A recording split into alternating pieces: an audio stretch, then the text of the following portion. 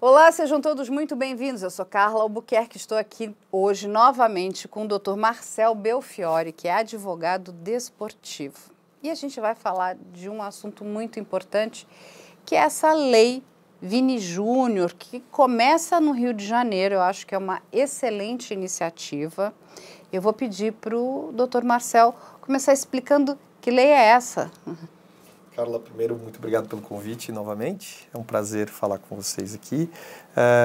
Bom, é uma lei, como você disse, é uma lei estadual do Rio de Janeiro, ou seja, é algo começando lá, não tem abrangência nacional. A gente espera que seja um exemplo e que surja um projeto federal similar. Ela é baseada em protocolos que não são completamente novos, já existem. A gente pode discutir aqui se são bem cumpridos ou não, mas são protocolos que já existem nos estádios, sobretudo europeus, inclusive, e até porque o apelido da lei é Lei Vini Júnior. A gente pode lembrar aquele exemplo que aconteceu no Real Madrid contra o Valência, e lá já existia, né, no futebol espanhol já existe esse protocolo. A questão que se discutiu na época é que ele não foi bem cumprido pelo árbitro. Ele não foi bem aplicado. Exato. Ou até o árbitro poderia ter uma discricionariedade de pular etapas dentro, né, dado o contexto daquela provocação da torcida a ele, né, daqueles xingamentos. Enfim, mas é algo muito parecido, que implica dizer que o árbitro tem a condição de suspender uma partida e até interromper definitivamente uma partida se chegar ao conhecimento dele que estão existindo gritos, insultos racistas, homofóbicos, xenofóbicos dentro do futebol. E isso vale tanto da torcida para com os jogadores, mas também dentro do campo ali entre jogadores. Então, é uma medida que ela pode surtir um efeito bastante interessante, porque, sobretudo no Brasil, esses atos, diferente do que a gente viu lá na Espanha, eles tendem a ser um pouco mais isolados, não tão coletivos, né, como foi lá, uma grande quantidade de pessoas proferindo insultos, mas é normal, a gente tem casos aqui no Brasil de determinados torcedores são identificados xingando, as câmeras estão lá e às vezes pegam isso. Se isso chega ao conhecimento do juiz, o protocolo, então, no Rio de Janeiro ele deve interromper a partida para que sejam tomadas providências, seja para identificação dessa pessoa ou para que, claro, primeiramente, que cessem esses xingamentos, para só, então, retomar a partida se ele entender que o problema foi solucionado. E a sensação que a gente tem é que, talvez, com esse tipo de protocolo, óbvio, porque pelo menos a maioria das pessoas que estão lá para ver jogos e não para proferir xingamentos racistas, e que não é interesse delas a interrupção, a suspensão da partida. Então, talvez a própria torcida consiga fazer um controle, entre aspas, e tentar inibir que uma minoria esteja fazendo isso, porque senão o jogo não vai continuar. E aí, doutor, eu vou lhe fazer uma pergunta que é o seguinte. Hoje a gente tem a lei do racismo, né? Que é uma lei bastante importante e a gente divulga ela aqui amplamente, explica que ela é inafiançável e ela é imprescritível. Quando a gente fala dessa lei que está começando aqui no estado do Rio de Janeiro, que a gente espera que ela seja replicada em outros estados, inclusive, como você mesmo disse, que ela se torne uma lei federal, porque ela é muito importante, né? O lugar de uma partida de futebol não é um lugar para você fazer esse tipo de ataques. O que essas leis, elas podem se combinar? Porque, né, quando a gente está falando da Lei Vini Júnior, ela vai estar focada na questão do racismo no futebol, é isso? Ou em qualquer tipo de jogo? Por exemplo, poderia ser também no vôlei, poderia ser no basquete, como é isso? Bom, primeiro assim, as leis aqui, elas tratam, embora um mesmo tema, mas elas são diferentes e têm diferentes objetivos. O que acontece dentro do estádio de futebol ou de uma praça esportiva, ela continua sendo o mesmo crime. né? Não é um mundo à parte ali que tem as suas próprias leis. O que essa lei busca é dar uma capacidade para quem dirige a partida ali, que é o árbitro, de interromper a partida para que se possa, talvez, cessar aqueles xingamentos e identificar quem está fazendo isso. Mas a pessoa que faz isso, que é identificada xingando alguém com palavras de teor racista, xenofóbico, homofóbico, ela está cometendo aquele crime da mesma maneira que estivesse fazendo isso fora do estádio. E ela está sujeita às penas da lei, que não é essa, né? Essa lei não está estabelecendo penas diferenciadas para esse mesmo crime ocorrendo dentro do estádio. Ela só está estabelecendo um protocolo para que se evite que isso aconteça. É um protocolo quase preventivo, mas que, se identificado, tenha consequências de paralisação do jogo, porque ele visa identificar e paralisar o ato. Agora, o crime é o mesmo, essa pessoa pode ser condenada, né, ou processada criminalmente e eventualmente condenada pelo crime de racismo, que tem as penas previstas em outra lei. Agora, é uma lei que estabelece, não é uma conduta só dentro do futebol, e sim de praças esportivas em geral. Tá? Então isso pode acontecer num ginásio, numa partida de vôlei, numa partida de tênis, enfim, qualquer esporte. É simplesmente um protocolo estabelecido que dá poder a alguém de suspender aquele ato, porque você pode imaginar hoje, sem essa lei, né, a menos que as entidades de organização daquela modalidade tenham um protocolo como esse, mas o juiz, em tese, ele está lá para apitar o jogo e talvez não tenha a capacidade de suspender por questão, né, de um xingamento vindo da torcida ou de dentro do campo. Agora ele tem esse poder, ele tem esse dever, mas o que vai acontecer com as pessoas que fazem isso está previsto em outra lei. Olha que maravilha, não? E é muito bom saber que não é só para o futebol, é para qualquer esporte, correto? Correto. Ou seja, aquela pessoa que resolver praticar esse crime, porque vamos lembrar aqui de novo, é um ato criminoso, racismo é crime, né? Injúria racial também é crime, né? Tem a diferença que um é para um grupo, é um coletivo, e outro é para uma determinada pessoa. Exatamente. O que é importante a pessoa saber é que o que acontece fora do estádio acontece dentro do estádio, é crime do mesmo jeito. Exatamente. E não combina, né? São duas coisas que não combinam, esporte, crime, são coisas absurdas. E aí, doutor Marcelo, o que acontece? No passado, nós já vimos aqui, já assistimos guerras, né, entre torcidas, aquela coisa, rivalidade, principalmente no futebol, que é uma paixão nacional aqui do nosso país, né? Então, os times ficavam muito raivosos, um brigava com o outro porque perdeu, enfim. Mas o que a gente viu, e a tendência é que isso foi sendo controlado, né? De alguma forma coibido, tem ali, vamos dizer hoje, mecanismos para que isso não aconteça, que é, né, partida de torcida única, entre outras coisas. E quando a gente acha que a gente vai evoluir um pouquinho, aparece essa questão do racismo. O que aos seus olhos, né, que além de tudo de ser um especialista na área do esporte, por que a gente está caminhando para esse outro lado? Eu acho que, primeiro, né, você citou a questão do passado e que precisou ser feito para se coibir a violência dentro dos estádios. Eu acho que algumas medidas tomadas, e o exemplo é aqui no estado de São Paulo, né, que é justamente jogos de torcida única, talvez tenham sido medidas extremas, polêmicas, tomadas pela autoridade policial, que é você chegar ao limite, porque as pessoas não conseguem se comportar, né, os torcedores de diferentes clubes não conseguem se comportar juntos num mesmo ambiente, que é o estádio de futebol, precisou chegar ao limite de definir que os jogos serão jogados apenas para que uma das torcidas esteja no estádio. Isso contraria até um pouco o espírito do próprio esporte, né? Se a gente for olhar lá atrás, embora tivéssemos todos os episódios de violência, de fato a violência diminuiu com isso, Mas você tinha também a beleza, né, nos estádios de ter as cores diferentes, torcidas, os gritos, os cânticos, faziam parte do show. E hoje, lamentavelmente, a gente não tem mais isso por conta da violência.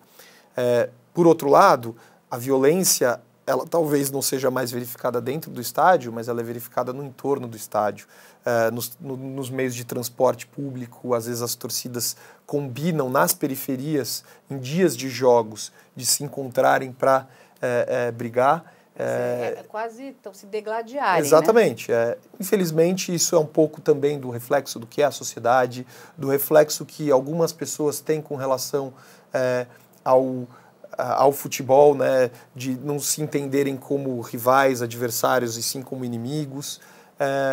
Agora, a outra coisa que é o problema do racismo. Eu tendo a ver esse problema como um problema social, um problema cultural, em algumas culturas maiores ou menores, mas ele não é um problema do esporte, ele é um problema da sociedade que é trazido para o esporte.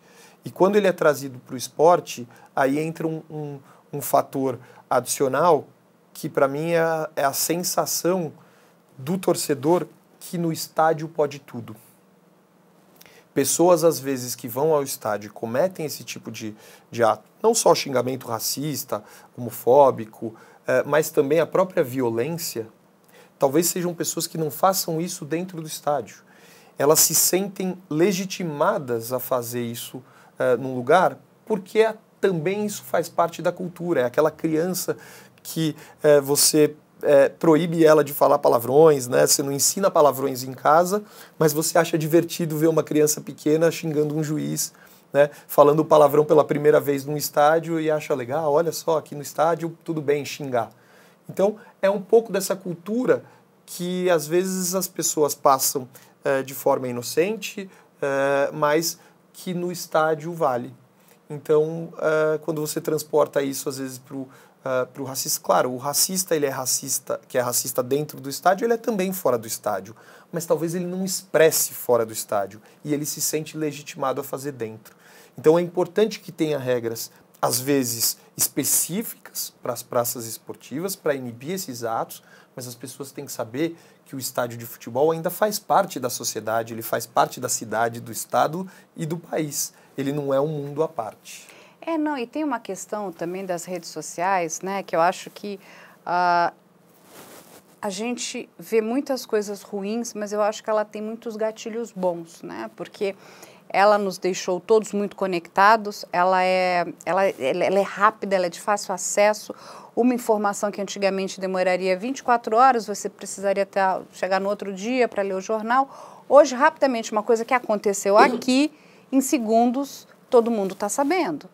Agora, quando a gente pensa, né, na questão desses grupos, né, de pessoas, como você muito bem colocou aqui, que às vezes são levados pela inocência, eu não sei o quanto inocente eles realmente são, mas eu acho que tem um fator aqui preponderante. Eu acho que essas leis, né, e tem uma coisa muito boa nos Estados Unidos, eu particularmente, eu sou fã. Hoje um agressor, né, principalmente um agressor sexual, ele é mapeado. Ó, você está aqui. A sua zona de moradia tem tantos. Alguns reclamam porque eles não querem, né? Tipo, mas eu não faço mais isso, mas dificilmente. Uma pessoa que, se ela não vai receber alguma medida educativa, ela vai continuar praticando esse determinado crime ou delito. Eu acho que a gente precisaria começar também a criar, né, mostrar, identificar quem são essas pessoas, porque elas também se escondem. E quando elas são identificadas, é importante que a gente identifique quem é esse racista, né, quem é esse, enfim, homofóbico, quem é essa pessoa que, porque ela contamina muitas outras. O que você pensa sobre isso? Sem dúvida. Eu acho que a identificação, a exposição, às vezes é essencial. Por mais claro que isso tem que ser feito com todos os cuidados. Não, né? Sim, sem massacrar, mas dizer, olha, essa pessoa está com uma conduta inadequada. Perfeito. Eu acho que porque aí entra e aí eu acho que é onde a internet e o estádio de futebol tem algo em comum. A pessoa que xinga na internet, né, que às vezes o tal dos haters, né, que às vezes vão ao perfil de outras pessoas só para criticar, para xingar, tem algo em comum com o torcedor que vai ao estádio, que é primeiro aquela sensação de anonimato, que ela está escondida, né? Então, na internet, às vezes, a pessoa está escondida por uma foto falsa, por um perfil falso, né, por um apelido. E no estádio é aquela sensação, eu sou um dentre mil, dificilmente conseguirão me identificar. E aí a pessoa faz coisas achando que vai sair impune. Então, por isso, tanto na internet quanto no estádio de futebol, é imprescindível que você tenha instrumentos de identificação. Então, só que não é fácil, você precisa, no caso da internet, você precisa do trabalho coletivo dos provedores, né, das mídias sociais, que têm a capacidade de recolher dados, de expor atividades. No futebol é a mesma coisa.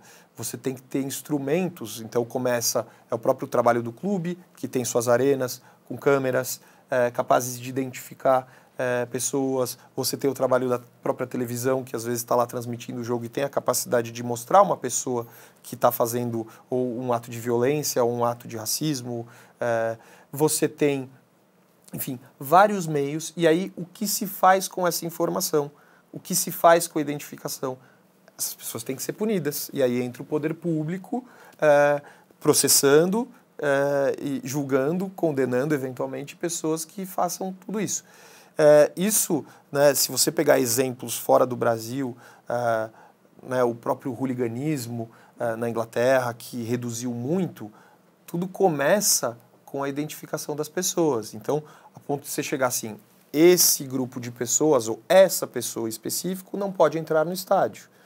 Ela foi identificada, e aí, hoje até existem esses mecanismos aqui. Mas como é que a gente faz? Como é que essa pessoa, a hora que ela chega lá, comprou o ingresso, ela chega com um boné, como é que ela é identificada? Você tem que ter tecnologia. Então é um trabalho, é um esforço coletivo de todas as entidades que participam, todos os players, né, clubes, entidades federais, organizações de competições, televisão, todo mundo trabalhando junto em prol desse bem comum ou desse resultado que é identificar e punir. Não, porque isso é fundamental, até para que a gente possa voltar a ter, né, os jogos com as torcidas, para que ali seja um local... Para que as famílias se sintam né, tranquilas para levar os filhos. Exatamente, um local para você se divertir. E a pessoa tem que entender que quando ela vai para um jogo, existem ali algumas possibilidades. Um vai ganhar, o outro vai perder, vai ficar no 0-0 ou vai ficar no empate.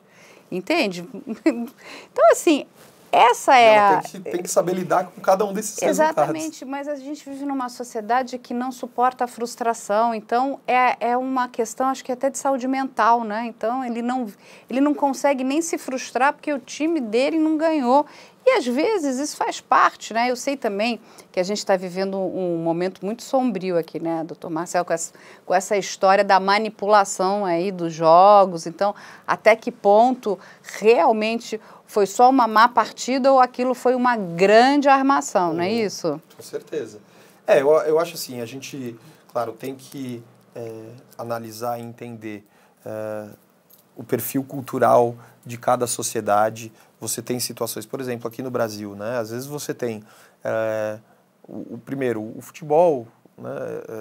Como exemplo, é um esporte popular, é um esporte que ele abraça todas os níveis sociais.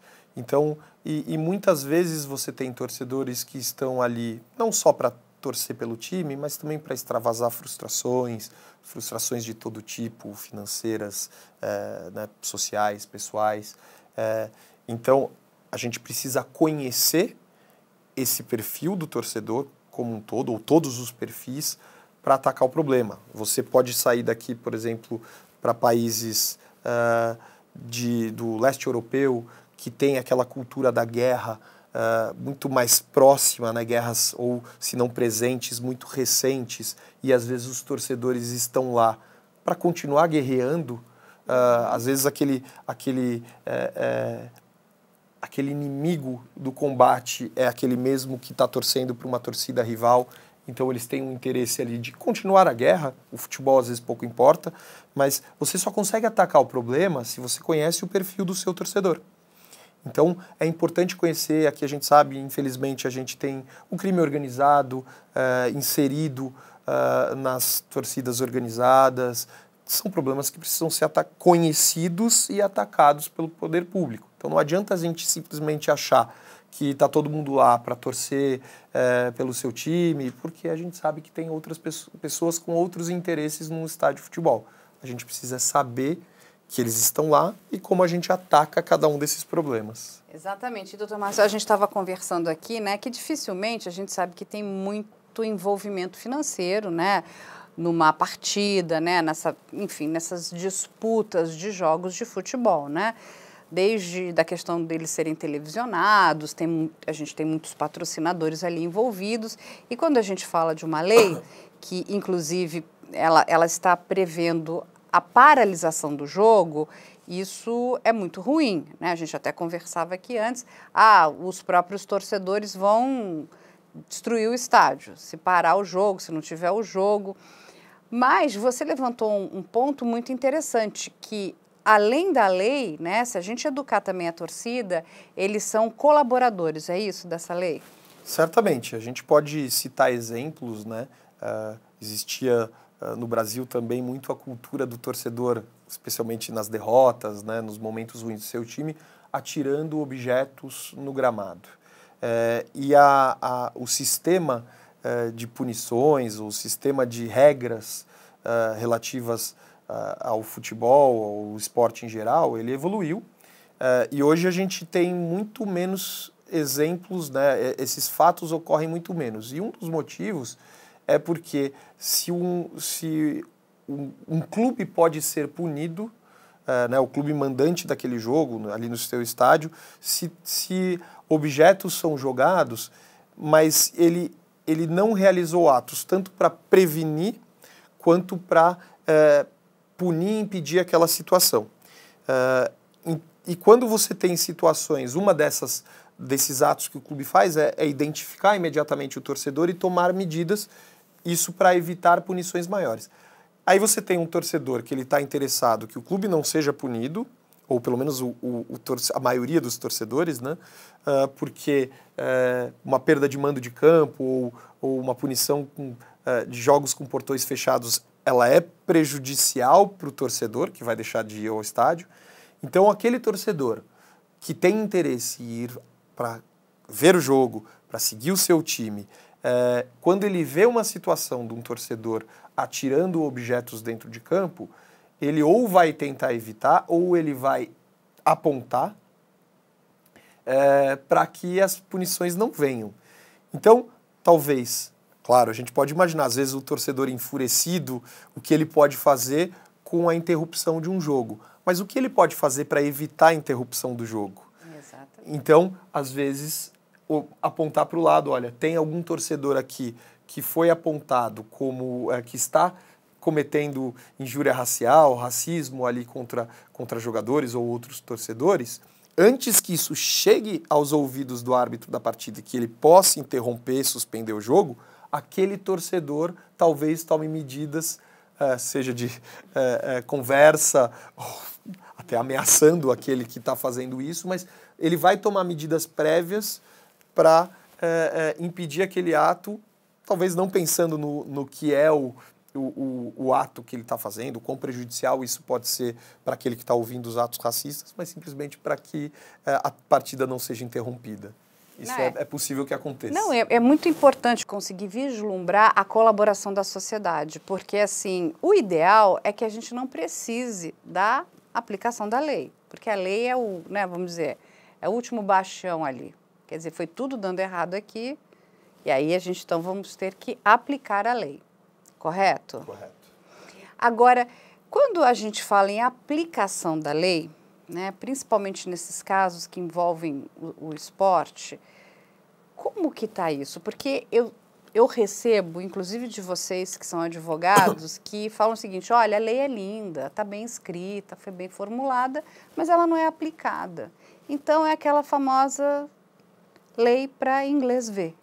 Ela existe, né? Ela está ali, é bonita para a imprensa, olha que lei incrível, bonita e maravilhosa, mas a gente tem um problema da aplicação da lei. Esse problema, ele é um problema, acho que, da sociedade em geral. É até curiosa, existe uma expressão muito usada no Brasil, que é a história assim, a lei não pegou, essa lei não pega. Como assim? Lei é lei, né? A lei, ela tem que pegar. Se ela existe, ela tem que ser cumprida. Não tem que ter uma lei que é cumprida e outra não, porque ela não pegou. Mas isso, infelizmente, acontece. E no futebol também acontece. E essa lei do Rio de Janeiro, ela é um exemplo justamente de difícil aplicação. E eu explico, né? A gente tem, você citou, né? O esporte, ele é um negócio bilionário. Ele não envolve só os dois clubes que estão jogando, o árbitro da partida e aquelas torcidas. Você tem interesses, caros interesses, né? Então você tem ali uma empresa de transmissão, né? Uma empresa de TV que pagou caro para transmitir esse jogo. Você tem um patrocinador que pagou caro para expor suas marcas ali. E não é interesse deles, que talvez pelo ato de uma pessoa, e aqui essa lei é bem possível que se uma pessoa começar a xingar um jogador por causa dela, o jogo seja interrompido. Não é interesse de todos esses players que pagaram muito para estar lá, que gastaram muito, né, para que aquele evento saísse, que ele simplesmente seja interrompido, seja suspenso. Então, o desafio talvez não seja interesse desses players que o jogo seja interrompido. Então, foi só uma pessoa, não precisa interromper, vamos resolver de outra forma. Isso vai atrasar a grade da televisão. Se ficar 10, 15, 20, 1 hora o jogo paralisado, vai ser um prejuízo enorme. Então, faz vista grossa. Eu acho que esse é o desafio. Então, é preciso coragem dos árbitros, coragem de quem coloca o árbitro lá, das organizadoras do esporte, para dizer assim, não, você tem a prerrogativa, a discricionariedade para suspender a partida pelo tempo que for. Então, é preciso coragem, depende muito, não é só aqui da autoridade policial, né? Às vezes a gente fala, o judiciário, autoridade, depende de quem está envolvido no evento. Se eles querem que o evento seja saudável sem esse tipo de prática, eles têm que encorajar as pessoas a fazer cumprir a lei. Olha aí, exatamente, a gente espera que eles tenham essa coragem, é necessário, porque assim, tem que ser, eu acho que, sabe aquele, doutor Marcelo, tem que ser aquele choque. Tem que, infelizmente, até doer um pouco no bolso de cada um, porque é assim, fala, o que é? Como é que vocês estão deixando que essas pessoas participem dessas partidas, entendeu? Temos que realmente identificar e retirar isso de dentro de campo. Isso não faz parte do esporte, isso não é bom para o esporte. Isso não é bom, porque muitas crianças estão assistindo aquilo. E a criança aprende com o certo e aprende com o errado. Então, se ela vê um adulto praticando aquilo, ela acha engraçado. E hoje tudo vira meme, né? Só que a gente não olha a dor do outro. E é falando na dor do outro que, assim, quando a gente para pensar, nós estamos falando de pessoas, né? Um jogador de futebol ou uma jogadora, eles são seres humanos. Estão ali trabalhando, eles treinaram muito para dar o seu melhor. E tudo aquele... Porque, assim, a gente está falando de ódio, né? O racismo, ele está diretamente ligado a essa questão do ódio ao outro, do ódio à cor do outro, porque o outro não podia estar ali. Doutor Marcelo, como é que a gente também resolve isso? Porque isso é muito sério, né? As pessoas não param para entender o que elas estão fazendo com aquela determinada pessoa. O que foi feito com esse rapaz, o Vini Júnior, que é para mim, eu acho ele fantástico, ele é um profissional maravilhoso. E ele tem ali se segurado na questão da resistência, ele está resistindo e é lógico que isso incomoda os outros. Mas é uma pessoa que está sendo diariamente massacrada. Ele tem recebido muito apoio, e é lógico que ele enxerga isso, mas o que algumas pessoas fizeram com ele e continuam fazendo é cruel demais. Exato. E eu acho que ele foi uma das primeiras pessoas a, de fato, enfrentar esse problema, que já acontecia, né? Sobretudo lá na Europa, e sobretudo com jogadores brasileiros, e ele enfrentou. E não à toa, né, nós estamos falando aqui de uma lei que leva o nome dele, ou que foi apelidada pelo nome dele, porque ele está enfrentando. E eu acho, de fato, que, e a gente já dizia isso lá naquele episódio, que o comportamento dele seria um marco de mudança. E essa é a primeira mudança, está acontecendo no Rio de Janeiro, né? Assim como mudanças estão sendo provocadas e vão acontecer certamente na própria Europa, né?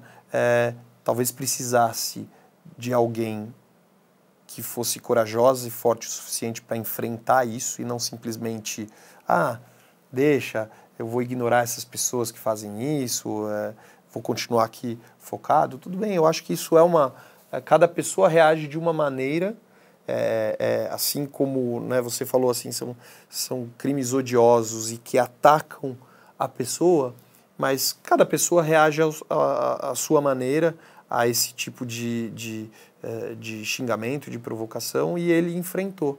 E ao enfrentar, ele está fazendo um bem muito maior, talvez, do que ele imaginava, porque ele iniciou um processo de mudança que nós vamos ver ao longo do tempo se vai funcionar, mas que era super necessário, tanto lá quanto aqui. Quer dizer, se a gente imaginar que as coisas que aconteceram com ele aconteceram lá na Europa, mas a mudança está acontecendo também aqui no Brasil, é muito em razão da coragem que ele teve de enfrentar o que ele passou. E aí, doutor Marcel, quando a gente fala também, né, em jogadores, né, cada hora eles estão num time, né, porque eles, né, dependendo, né, o passe deles aumenta aqui, ele é tão bom, o time A compra do time B e assim sucessivamente.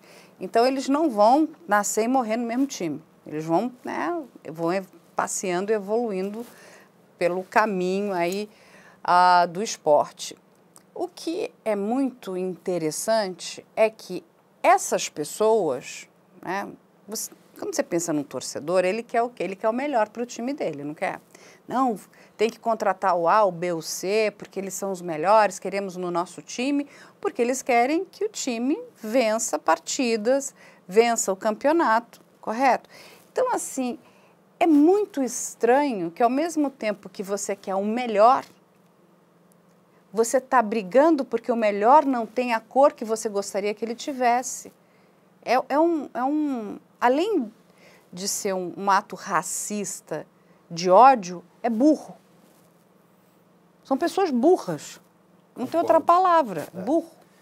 E assim, são pessoas ignorantes, às vezes acham que esses xingamentos eles estão servindo ali só para desestabilizar, às vezes, um atleta do time rival, e ao fazer isso é como se fosse uma medida legítima para que aquela pessoa não jogue bem naquele jogo, só que está fazendo isso de uma maneira que ela é muito mais profunda, né? Ela vai muito além do desempenho da pessoa no jogo, porque, primeiro, ela ataca, claro, a pessoa diretamente em algo que é muito íntimo, mas ela ataca também outras pessoas que são semelhantes a ela, em cor, em orientação sexual, que seja.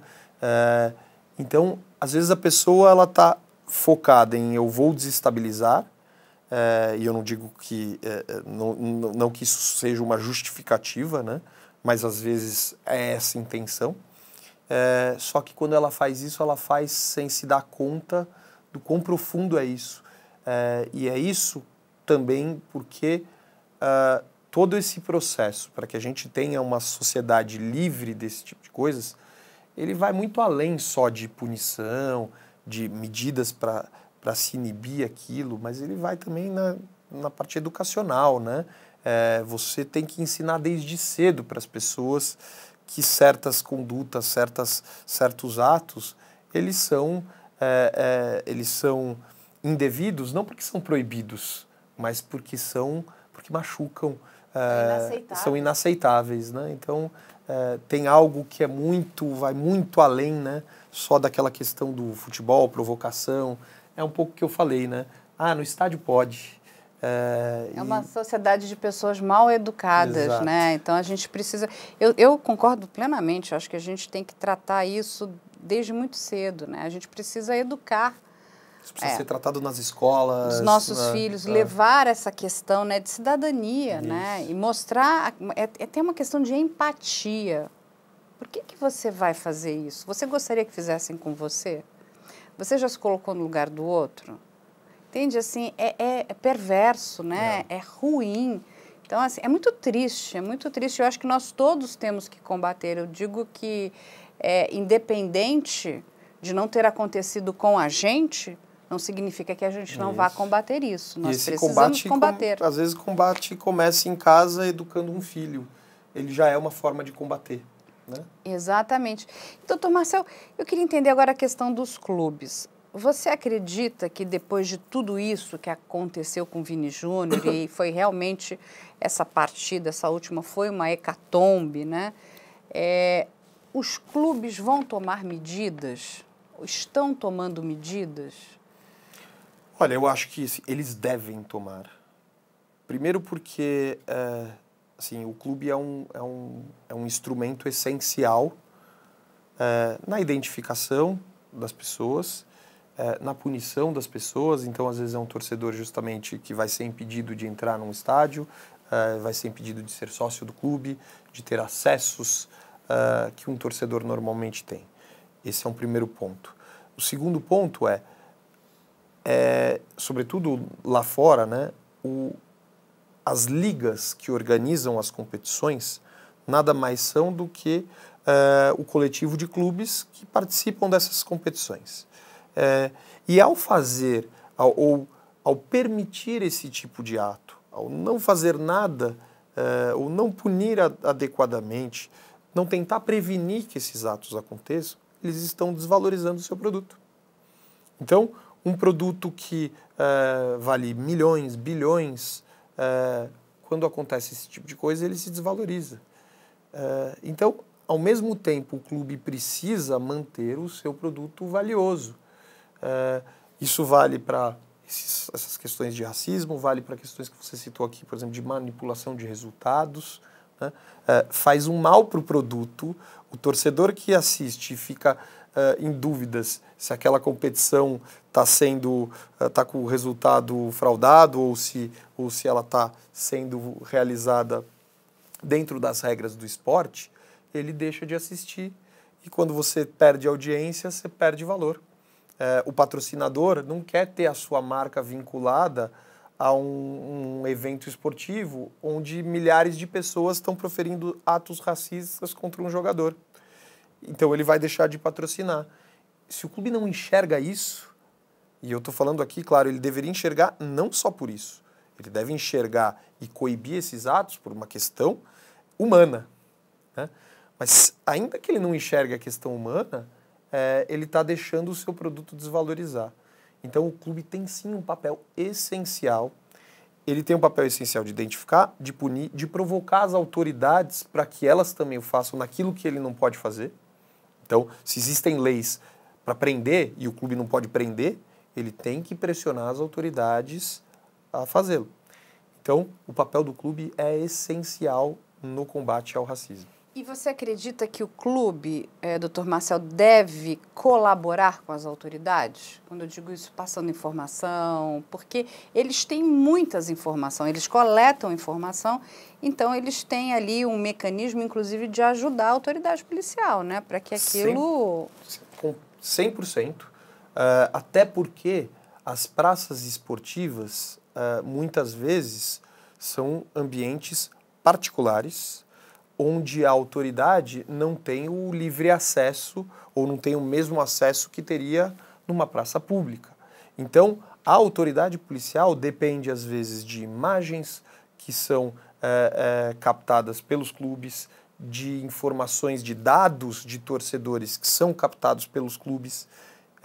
Tem que ser um trabalho coletivo. O clube que só exige da polícia, mas que não faz a sua parte, ele é quase que um cúmplice do que se passa. Ele tem que agir e, às vezes, o papel dele é mais importante do que o da polícia. Olha, doutor Marcel, muito obrigada por explicar para a gente aí essa lei Vini Júnior. Eu, de fato, espero que ela se torne uma lei federal, não é? E que realmente a gente também atue na questão da educação, porque a gente não adianta só criarmos leis e termos uma sociedade de pessoas mal educadas, né? Porque o racismo, basicamente, né, parte da questão da educação. A educação que você recebe dentro de casa, a educação que você recebe dentro das escolas, né? E uma questão, inclusive, de empatia, né? Nós precisamos ter uma sociedade mais empática, porque, sabe, ferir o outro, por quê?